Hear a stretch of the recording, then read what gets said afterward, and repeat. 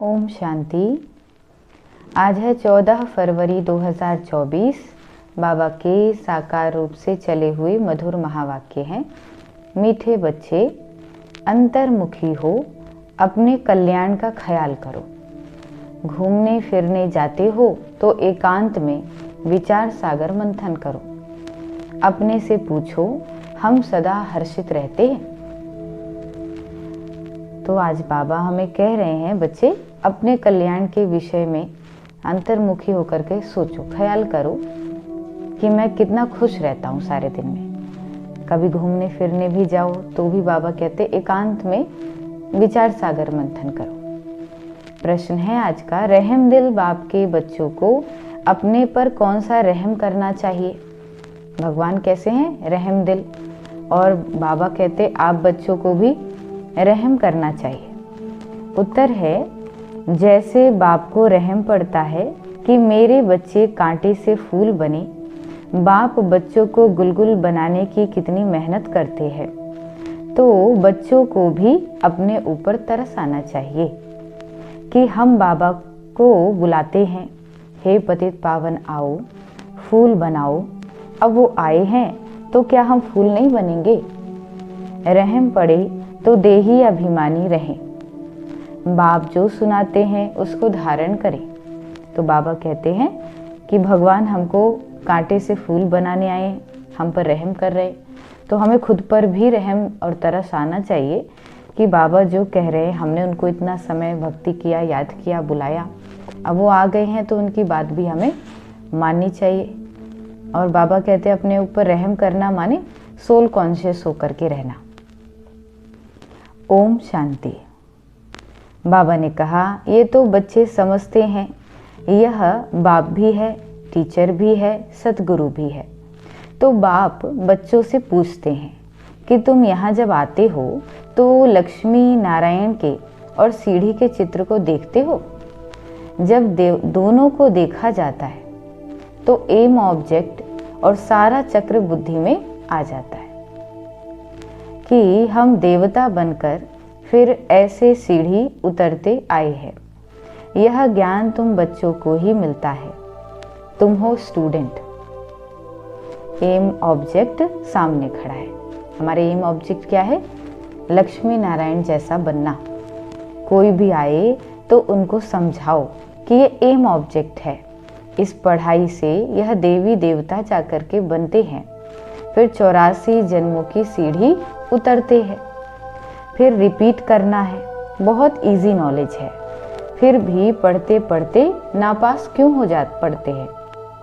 बाबा कहते उस जिस्मानी पढ़ाई से भी ये ईश्वरीय पढ़ाई बिल्कुल सहज है। एम ऑब्जेक्ट और 84 जन्मों का चक्र बिल्कुल सामने खड़ा है। उस पढ़ाई में तो फिर भी अपना एम चुनना पड़ता है। बचपन से पढ़ रहे हैं लेकिन सोचना पड़ता है कि क्या करना है हमको आगे। यहाँ बाबा कहते आते ही पढ़ाई भी सिंपल और लक्ष्य भी क्लियर होता है कि ये हमको बनना है। यह दोनों चित्र विजिटिंग रूम में भी होने चाहिए। सर्विस करने के लिए सर्विस का हथियार भी चाहिए। तो बाबा चित्रों को कह रहे हैं ये क्या है? सर्विस के हथियार हैं। सारा ज्ञान इनमें ही है। यह पुरुषार्थ भी हम अभी करते हैं। सतो प्रधान बनने के लिए बहुत मेहनत करनी है। इसमें अंतर्मुखी हो, विचार सागर मंथन करना है। घूमने फिरने जाते हो तो भी बुद्धि में यही होना चाहिए। ये तो बाबा जानते हैं कि नंबरवार हैं। बाबा कह रहे हैं कि बाबा हमको बहुत सारे पॉइंट्स बताते रहते हैं जिससे हमारा बुद्धि का योग बाबा से लगा रहे। कि घूमने फिरने जाते हो तो भी अपने ही उन्नति का ख्याल करते रहो।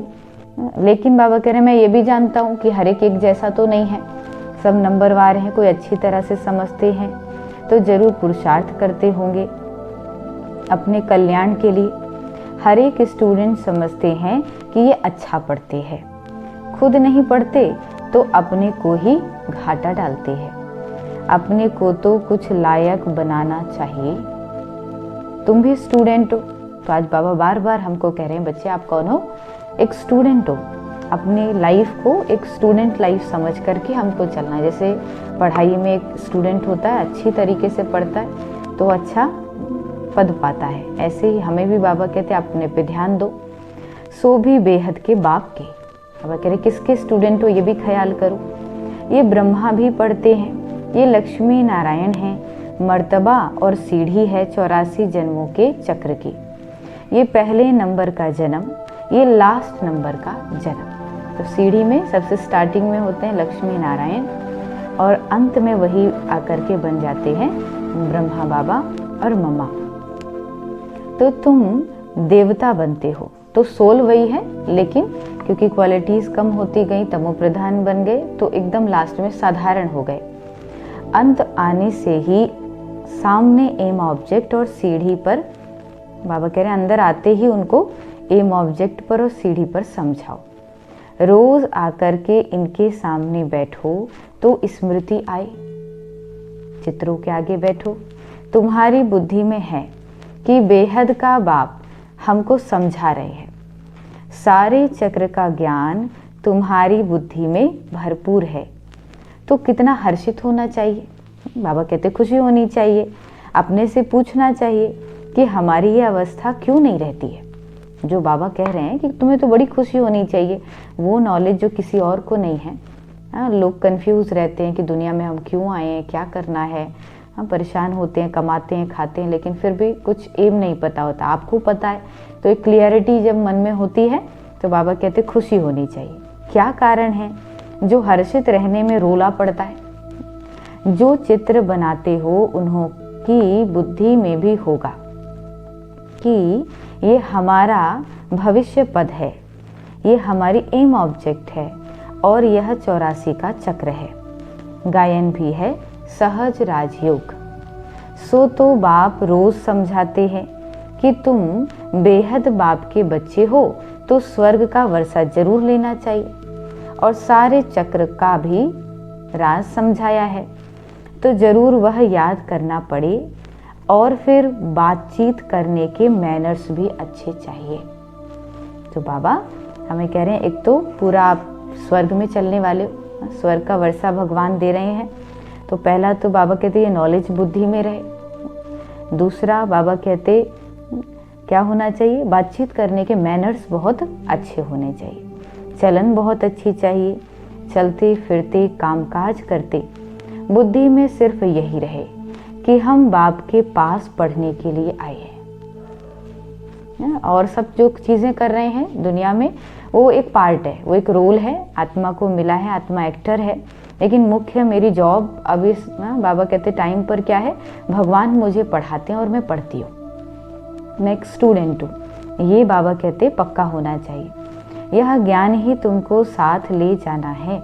पढ़ाई तो सहज है, परंतु अगर पूरी रीति नहीं पढ़ेंगे तो टीचर को जरूर यह ख्याल रहेगा कि अगर क्लास में बहुत डल बच्चे होंगे तो बाबा कह रहे हैं कि जैसे स्कूल में होता है कि टीचर को बड़ी फिक्र रहती है, अगर ज़्यादातर बच्चे ही बहुत कम मार्क्स लेकर के आए तो जिम्मेवार किसको कहा जाता है, टीचर को कहा जाएगा कि भाई शायद ये अच्छे से पढ़ा ही नहीं रहा है तभी इतने सारे फेल हो रहे हैं।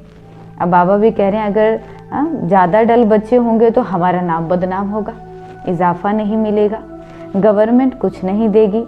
ये भी स्कूल है ना, इसमें इजाफा आदि की बात नहीं है, फिर भी पुरुषार्थ तो कराया जाता है ना।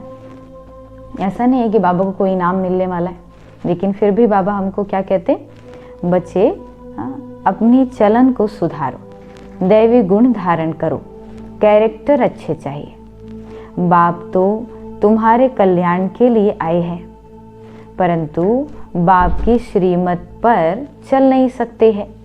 बाबा कहते हैं श्रीमत कहें यहाँ जाओ तो जाएंगे नहीं।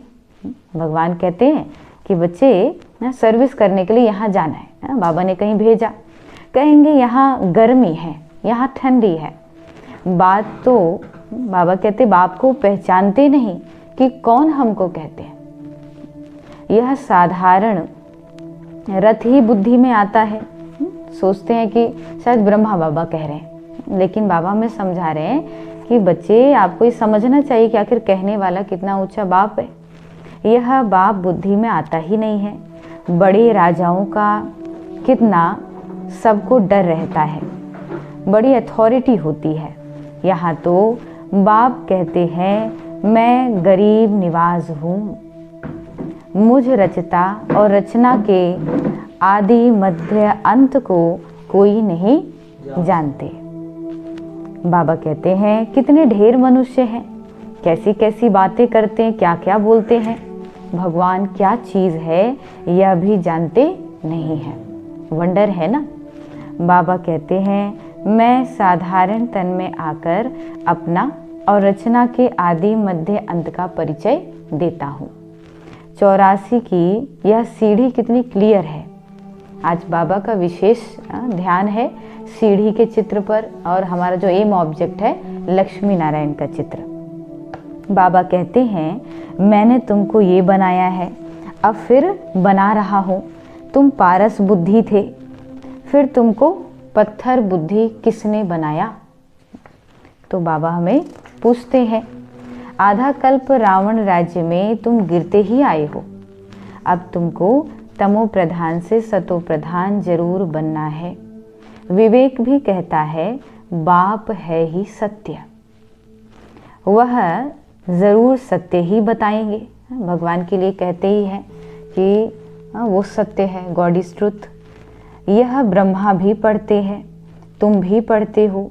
यह कहते हैं मैं भी स्टूडेंट हूँ। ब्रह्मा बाबा भी क्या कहते हैं, मैं कौन हूँ?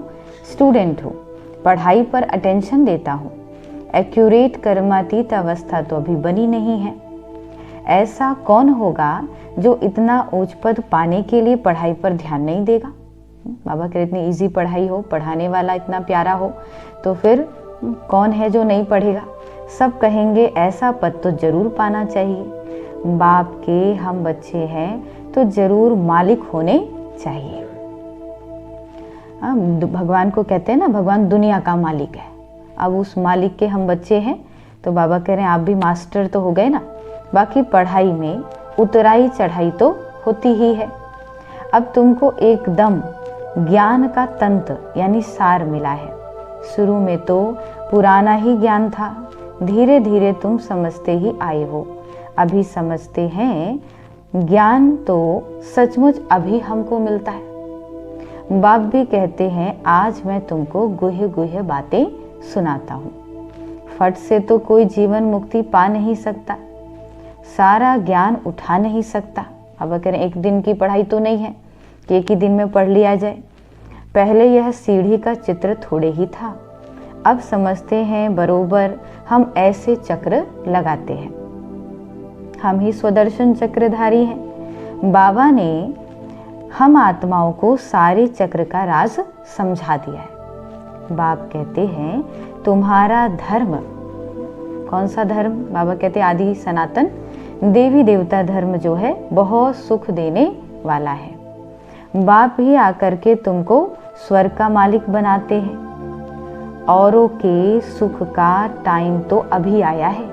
दुनिया के लोग जिनको आज हम बहुत सुखी देखते हैं, सोचते हैं इनके पास तो बहुत धन दौलत है। बाबा कह रहे हैं केवल अभी अभी का समय है, ये 100 साल का जो पीछे समय आया है इसमें वो सुखी हुए हैं। सबकी मौत सामने खड़ी है। यह एरोप्लेन, बिजलियां आदि पहले नहीं थी, या भी जो सारे साधन बड़े बड़े बने हैं बाबा कह रहे हैं सब पहले नहीं थे। उन्हों के लिए तो अभी जैसे स्वर्ग है। कितने बड़े बड़े महल बनाते हैं, समझते हैं अभी तो हमको बहुत सुख है।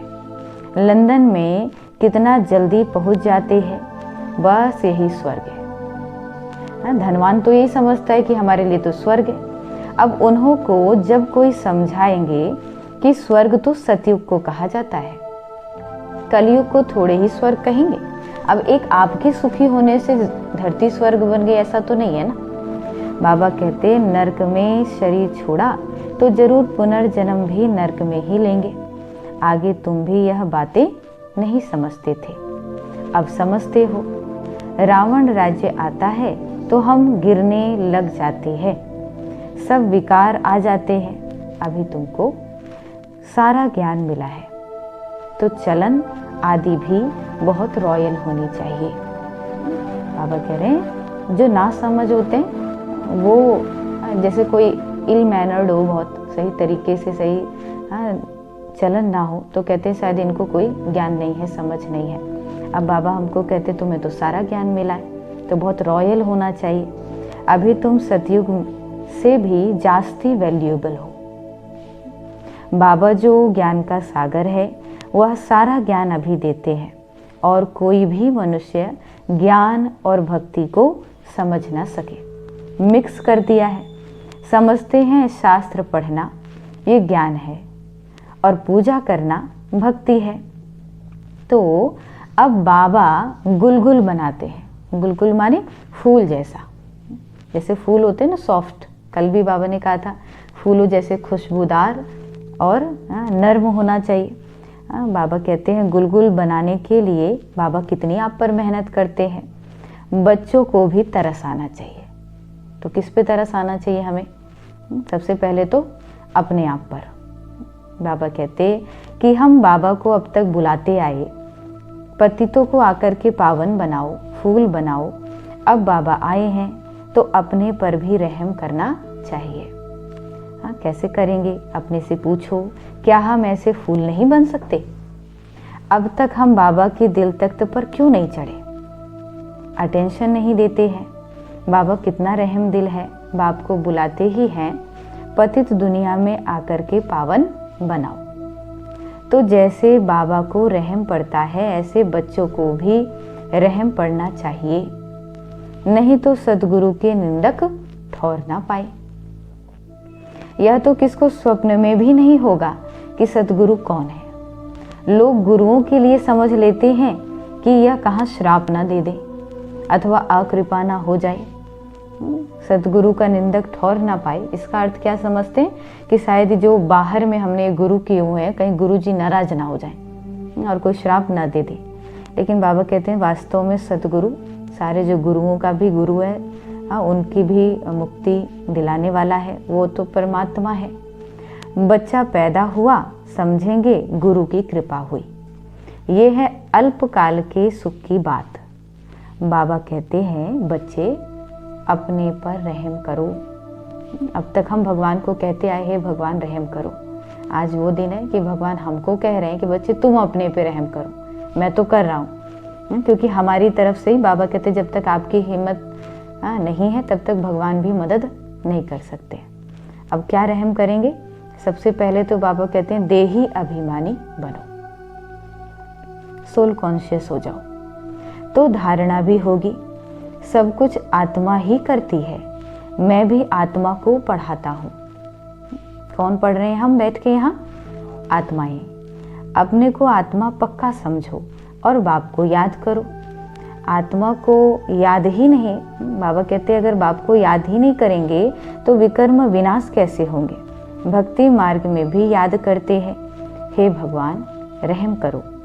बाप लिबरेटर भी है तो गाइड भी है, यह भी उनकी गुप्त महिमा है। भगवान की महिमा है कि वो लिबरेटर है, पहले तो यहाँ से मुक्त करता है दुखों से और मुक्त करके लेकर के भी जाता है, गाइड भी बनते हैं।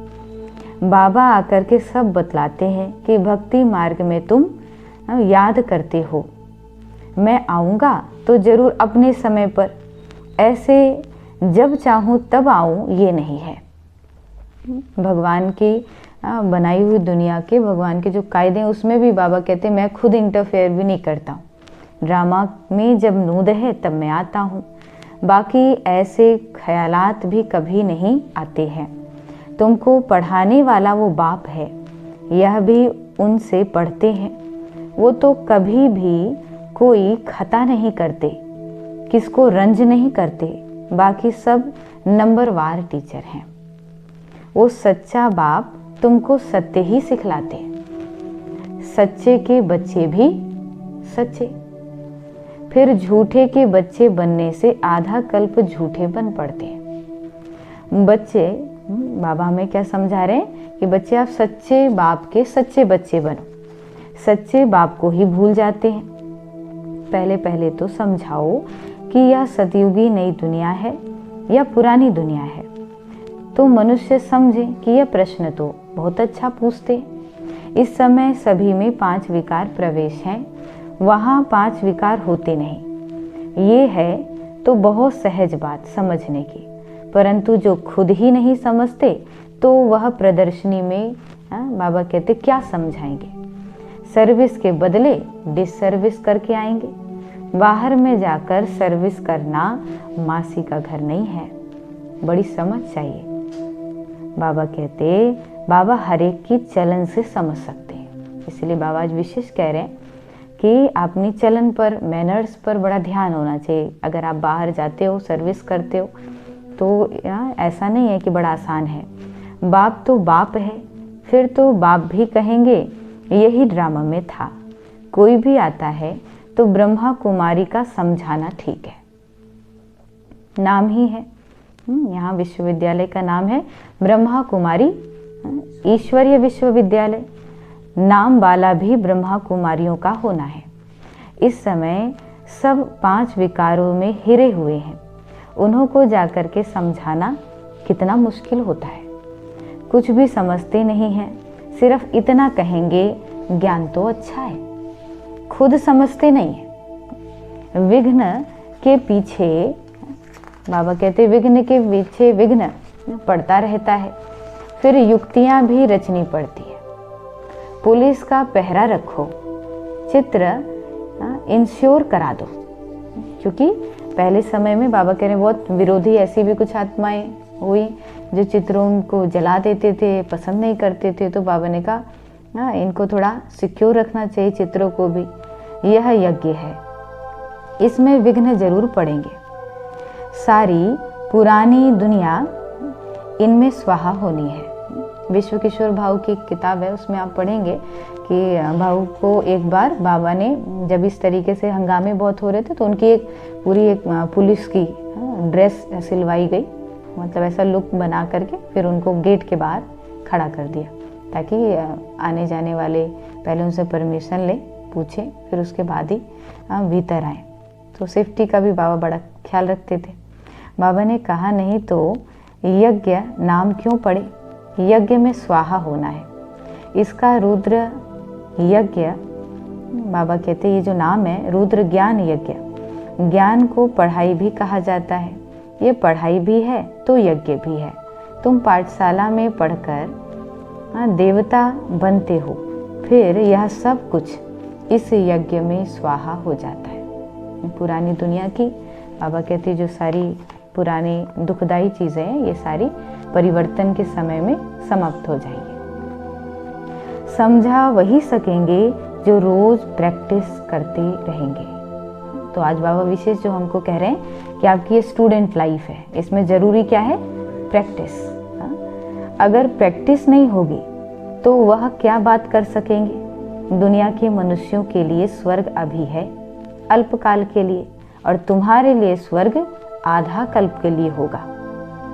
यह भी ड्रामा बना हुआ है। दुनिया का तो ऐसा स्वर्ग है, आज स्वर्ग है कल नरक बन जाए, क्या पता। साधन जो आज सुख दे रहा है कल के लिए अगले मिनट में ही वो दुखदाई हो जाए। लेकिन बाबा कहते हैं आपको तो आधा कल्प के लिए स्वर्ग में चलना है। विचार किया जाता है तो बड़ा वंडर लगता है। अब रावण राज्य खत्म हो, राम राज्य स्थापन होता है। इसमें लड़ाई आदि की कोई भी बात नहीं है। यह सीढ़ी देखकर लोग बड़ा वंडर खाते हैं। तो बाप ने क्या क्या समझाया है, यह ब्रह्मा भी बाप से ही सीखा है। जो समझाते रहते हैं, बच्चियां भी समझाती हैं। जो बहुतों का कल्याण करते हैं उन्हों को जरूर जास्ती फल मिलेगा। पढ़े हुए के आगे अनपढ़े जरूर भरी ढोएंगे। बाबा रोज रोज समझाते हैं। क्या समझाते हैं? अपना कल्याण करो। इन चित्रों को सामने रखने से ही नशा चढ़ जाता है। इसीलिए बाबा ने कमरे में ये चित्र रख दिए हैं। एम ऑब्जेक्ट कितनी सहज है। इसमें कैरेक्टर्स बहुत अच्छे चाहिए। देवी देवताओं के क्या लक्षण है जो हम देखते हैं, उनकी महिमा गाते हैं, पूजन करते हैं, तो बाबा कहते हैं उनके कैरेक्टर्स बहुत अच्छे हैं और वही हमको धारण करने। दिल साफ तो मुराद हासिल हो सकती है। तो बहुत ही इंटेंशन बहुत अच्छी होनी चाहिए, दिल एकदम साफ हो तो बाबा कह रहे हैं आप जो बनना चाहे वो बन सकते हो। अच्छा, ओम शांति। धारणा के लिए मुख्य सार है, पहला पॉइंट, सदा स्मृति में रखना है कि हम बेहद बाप के स्टूडेंट हैं। भगवान हमें पढ़ाते हैं, इसीलिए अच्छी तरह पढ़कर बाप का नाम बाला करना है। अपनी चलन बड़ी रॉयल रखनी है। दूसरी पॉइंट है, बाप समान रहम दिल बन कांटे से फूल बनना है और दूसरों को फूल बनाना है। अंतर्मुखी बन अपने व दूसरों के कल्याण का चिंतन करना है। आज का वरदान है, हलचल में दिल शिकस्त होने की बजाय बड़ी दिल रखने वाले हिम्मतवान भव। आज बाबा हिम्मत भर रहे हैं बच्चों में कि बच्चे हलचल में दिल शिकस्त होने की बजाय क्या करें, बड़ी दिल रखने वाले हिम्मतवान। कभी भी कोई शारीरिक बीमारी हो, मन का तूफान हो, धन में या प्रवृत्ति में हलचल हो, सेवा में हलचल हो, देखो अलौकिक लौकिक सब तरीके की बाबा सभी समस्याओं के विषय में कहते हैं, उस हलचल में दिल शिकस्त नहीं बनो, बड़ी दिल वाले बनो। जब हिसाब किताब आ गया, दर्द आ गया, तो उसे सोच सोच कर दिल शिकस्त बन बढ़ाओ नहीं, हिम्मतवान बनो। बाबा कह रहे हिम्मत वाले बनो, ऐसे नहीं सोचो हाय क्या करूं, हिम्मत नहीं हारो, हिम्मतवान बनो तो बाप की मदद स्वतः मिलेगी। क्योंकि एक पॉजिटिव एटीट्यूड होगा ना, तो फिर अपने आप ही वो बाबा से पॉजिटिव वाइब्रेशंस हम तक पहुंचेंगे। लेकिन अगर मैं अपने आप को ज़्यादा ही एकदम उस परेशानी में, समस्या में ही उलझ गई, तो फिर बाबा कहते हैं कि मदद भी अनुभव नहीं होती। बाबा तो करता है लेकिन फील नहीं हो पाता। आज का स्लोगन है, किसी की कमजोरी को देखने की आंखें बंद कर मन को अंतर्मुखी बनाओ। ये जो बाहर की आंखें, बाबा कह रहे हैं बार बार इससे दूसरों को देखते हैं, दूसरों की कमियों को देखते रहते हैं। इसकी बजाय क्या करो, अंदर देखो। बाहर देखने की बजाय अंदर देखना माने अंतर्मुखी बनना। शुरू में भी आज बाबा ने कहा कि अंतर्मुखी बन करके अपने कल्याण का ख्याल करो। आज तक बाबा कह रहे हैं बहुत समय बीता, आप दूसरों के बारे में सोचते रहे, अब अपने बारे में ख्याल करो, रहम करो। अच्छा, ओम शांति।